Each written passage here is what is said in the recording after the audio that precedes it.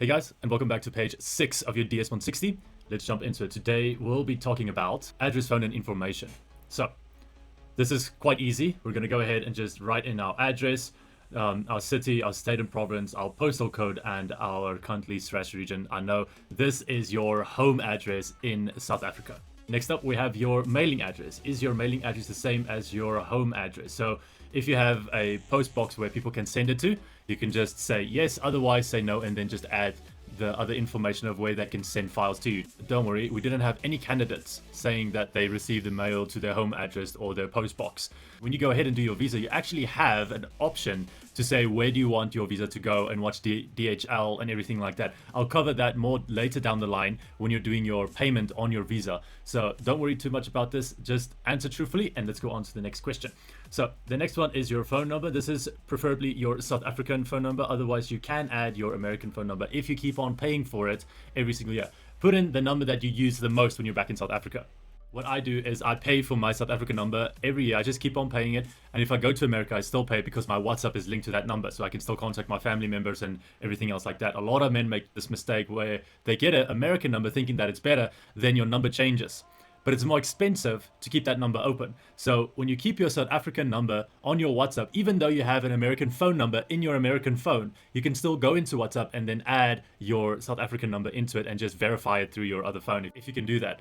That's better because you don't lose your number, and the chances of you keeping your American number is slim because it's just too expensive monthly to pay for it. And if you go back to South Africa and you still have to pay for it for a few more months, it's just going to eat through your savings. So I highly recommend you using your SA cell phone number for your WhatsApp as well, so you can still keep on contacting us and we still have a number to contact you when you're in America.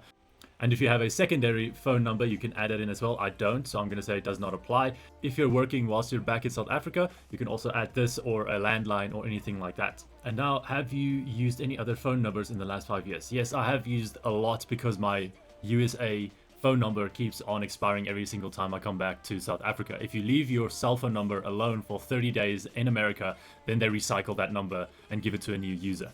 So if you have a working cell phone number that you've used in the last 5 years, then you can say yes and just add that phone number. Otherwise, mine will be no. All right, next up, we are on our email address. So just type in the email address, a working email address. Please do not add your mother's or anyone else or your father's or your friends or your cousin's email. It has to be your email address, the one that the consulate can email important information to you. Double check that you haven't misspelled or mistyped anything on your email when you do this.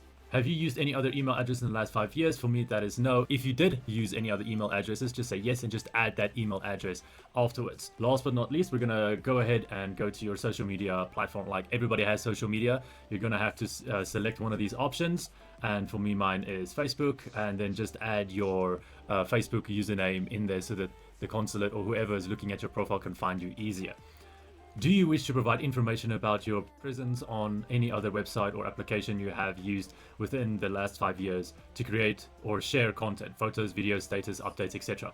If you want to, you can just say yes and then fill in the rest of the information. But for me, I do not want to share any of these, so I'm just going to say no. And like always, we're going to say save at the bottom of the page and then continue application. All right, I hope to see you guys in the next video.